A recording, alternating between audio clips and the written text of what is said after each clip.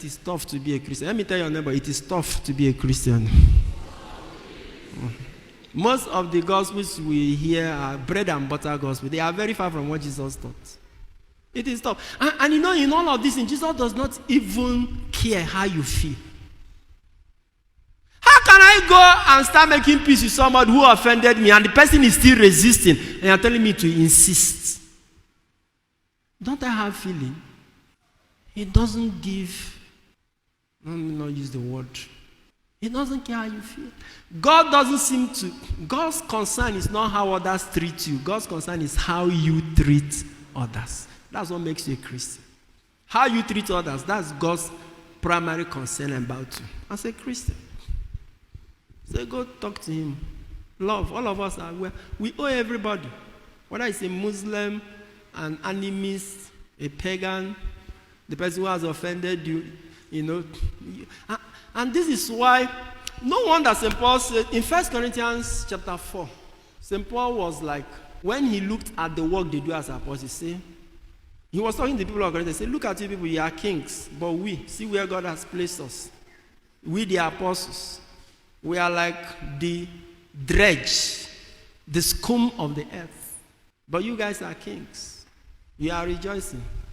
But see where we are. Because of the kind of work we have to do. So you can't be a Christian if you are not tough in the spirit. It takes toughness of the spirit. I call it solidity. Let me tell somebody, be solid, be solid, be solid, be solid. Many Christians are fragile, fragility. The gospels you hear are gospels that lead you to fragility. All the gospels of Jesus Christ are solidity gospels, gospels that make you solidified against the normal human encumbrances to a better world. They slap you on one cheek. You do what? Solidity. You have to be tough as a Christian.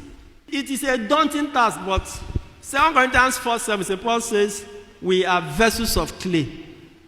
We can break, we can shatter. But we carry this treasure so that it will be seen that the power at work in us is not ours, but who? But God's. Then we are pressed but not crushed, persecuted, not abandoned. We see no way out, but we do not despair.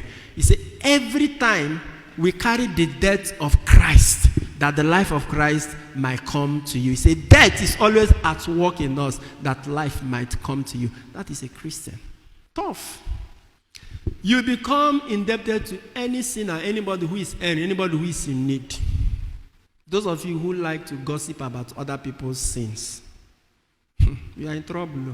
See, the moment you get to know about the sin of another person, the moment you get to know, either by hearing or by seeing, that has made you a debtor to that person. And what does the Lord say you should do? Go and do what? Talk to the person. Once you know about somebody's mistake or weakness, hey, did you hear what they say? What did they say? They saw Mama down Mr. Okoro's car. We don't know where they are coming from, but obviously they are coming from it and all of that. Oh, that's what she went to do. You tell 5 different persons, and you have not gone to speak to Mama Ada. You're already on your way to hell. Halfway now, you are halfway. Anybody you gossip about, and you've not sat down with that person to talk to the person in a loving, gentle manner to help the person stop whatever bad thing the person is doing. But all you do is go about gossiping the person. Some of you, the gossip you have been accumulating, you have already crossed purgatory. Now you're on your way to hell. He said, if your brother sins against you, first thing he said, I place you as a watchman. What is a watchman? Somebody who looks out for danger and warns others. So my mother is guilty of adultery, but you've not gone to tell her, to sit her down, but you go about talking, telling every other person. This is why I don't like people. Don't come and gossip about somebody with me, because the moment you make me hear about another person's sin, you have committed me to become a watchman. I have too much in my hand. Don't give me more, Biko. Somebody comes to gossip another person, ask the person first, wait, this thing you want to tell me about this woman, if I call her and call you, 3 of us, you sit down, will you repeat the same thing? Once the person says no, tell the person to carry your...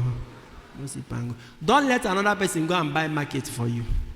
I am telling you, once you are told about the weakness of another person, you have become that person's prophet. So if you have been hearing gossip before, no hear again.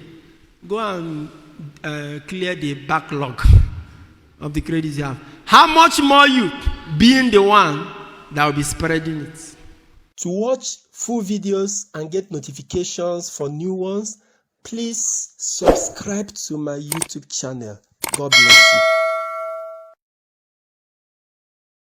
Sign up with the largest community of Catholics online. Meet new friends, chat, post pictures and videos, make and receive audios and video calls, interact with lots of priests and religions. Download the app from Google Play Store.